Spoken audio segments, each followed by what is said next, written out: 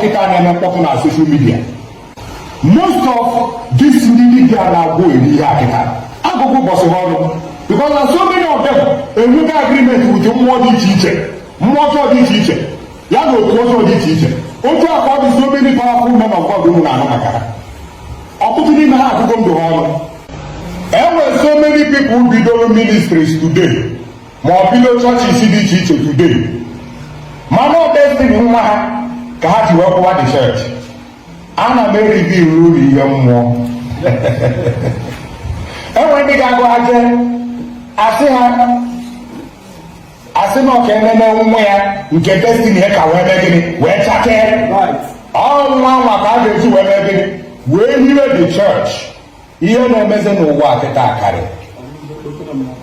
nwa nwa ọrụzi okpokoro mmadụ o nwere ka ọ bụrụ dị ọkpa ya ma ọ bụ osotie mana onye nke a destiny ya aka wee chaa aka ka chọọchị wee na-eme gịnị wee na-eme uvu maka ị ga-afụ so many of them kpọrọ onwe ha men of God. Enwere ndị ị ga-abụ n'anya ịfụ na ụmụazị mana ị na-ajụ kezi ka a si wee ruo level a ha nọ n'ime ọgbụgbọ ọbụla ha nọ n'ime ya ị dị surprised. Onye ire akwa ofu chicha ahụ ya niile kpọchicha everywhere ka onye akwa nke a ka onye akwa nke a ka onye ekozi okwu ya agaghị ekwu okwu. Ọ batakwu ebe ndị okenye bie ụzọ rụọ ọrụ a n'aka dị ọcha nọ ọ na-akpọrọ ihe enyi ha na-ekwu okwu enyi ha enyecha maka ringi ọba n'aka ma ọ maka nke o were ugwu ebe ahụ obiri ọgwụ na-ebu ya isi abịa na akwamozu ome ọfisieti abịa na wedin ome ọfisieti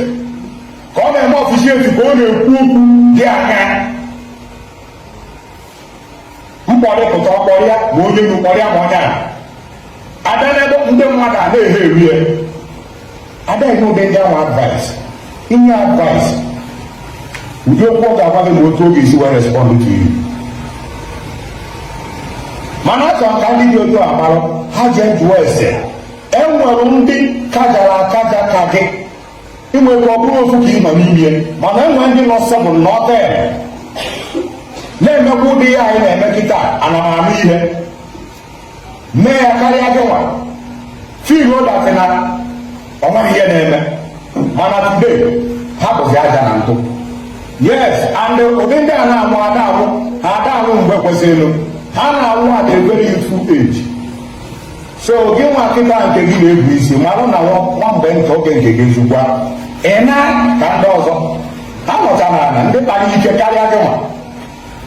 and a na-agwa ha okwu mmadụ ada agwa ha okwu maka ịgwa ha okwu nọ na problem. So kedu uru ọ ga-abara gị? Gịnị buru gị nwanne ma iritesia enu ụwa niile wee baa mebikwa akwa anya mmiri ebighị ebi. So ọtụtụ ndị utu akịta emecha anyị ga na-akwado ịba n'otu nke gị all these Yahoo boys, all these G boys na-afụ aja dị iche iche maka na ịchọ bịa ineko ma ọ banyezie ya ọfụ mgbe ị ga-afụ the first hit ọtọ gị ineko mana ọnwa mgbe nta oge ezuo gị na aga ma agreement na ịmalite anyị na ị ga-ewu ụzọ everywhere mana na ịmalite iwu ego niile dị na ya na ọkwa sọ 5 years ka ị ga-eme gịnị ị ga-anọdebe ka ị ga-egwudebe and 5 years ya maka ndụ gị niile ga-achịkọ ndị ka bụ 5 years ma ndị ka bụ 10 years maka na ihe ha na-ebu ha kwọrọ aka na their destiny kpọta ya ọ dị nso. Ụfọdụ agara akwa mgbe oge ha zuo maka na ha na-abịa ọ na-atọ mana mgbe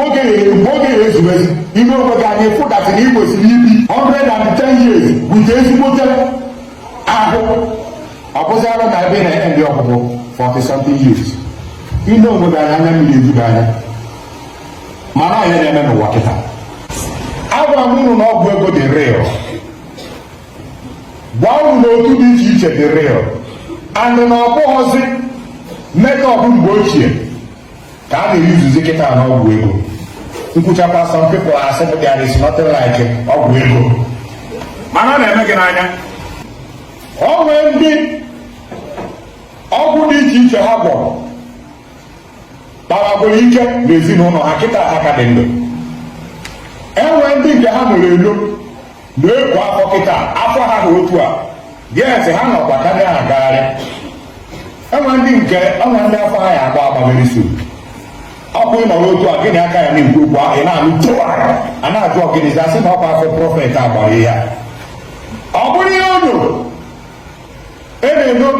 osenabụ na-eno amaba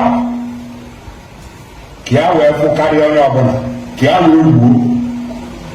ka ya wee nwee kọnekshọns dị iche iche ka ya wee nwee ego nwee akụ na ụba onwe ihe ọzọ na-eduba mmadụ inwe relationship na communion nke mmụọ ọjọọ abụghọ ihe nke anụ arụ na ihe anya na-afụ so mmiri ụmụ okorobịa anyị na-akụzi n'ime gịnị n'iru dibịa onwekwa ihe ọzọ mmiri ọbụla ji wee na-akpụ iru dibịa kịta nọ na ha fụrụ ndị anaghị ejisi igwe onwe ha na soshal midia sị na ha bụ dibịa ma nọ oke ite ka ha na-agwọ fiil ọ ga-ata na ọrụ dibịa bụ otu a ka ọ dị enwere ihe eji marụ dibịa mgbe gboo ọtụtụ ụmụ agbọghọ baziri na-alụ eze nwaanyị maka na ebe ahụ ka mmụọ ọjọọ gwere ozi asị ifu na ịmagụ ihe na-eme ọcha ka ọmaka dozie ebe ahụ ego na-eme gịnị na-apụta hapụ iwu ụlọ ezigbo ụzọ oke akwụkwọ nsọ si there is a way that seemeth right unto a man but the end thereof enwere ụzọ ma mma n'anya mmadụ mana nsọtụ ya bụ gịnị ọnwụ ọya bụ ihe na-eme kịta so many of these young ladies makpụichalụ n'ihe eze nwaanyị ụfọdụ ejigo ihe convert ya mee ihe chọọchị mere ihe ministry were ụmụ ha dobe destinies ụmụ ha dobe on the line ka ọ bụrụ ya bụ ihe na-eme ka chọọchị na-eme gịnị na-ekwu ihe ndị ahụ niile na-awụ ọkụcha mana what will be the end of it ọkụ ga na-ajụ onwe gị so many of these young ladies nọkwa n'ihe eze nwaanyị ụfọdụ bụzi arụ ha ka ha ji agwọ ụmụ nwoke awele adọna wada ya fọlọ arụ ha enwere ndị bilivu ndị na-arụzi nke na nwoke chọrọ ha wee bịa fọ awele nwoke ahụ ebugodo ụzọ dị na ha nọ ndị na-agwụ dị na ha bụ ihe ga-ewetara ihe gị awele o na amadị ihe na-eme ahụ ya na-abịazi kịta ya kpatara na ọ bịara ahụ so mmiri ọbịa ma ilu gị ụfọdụ nụrụ ahụ wee banye na ya ụfọdụ dị amara eji sara sara wee na-asị gị malụ nke ibiri ọgụ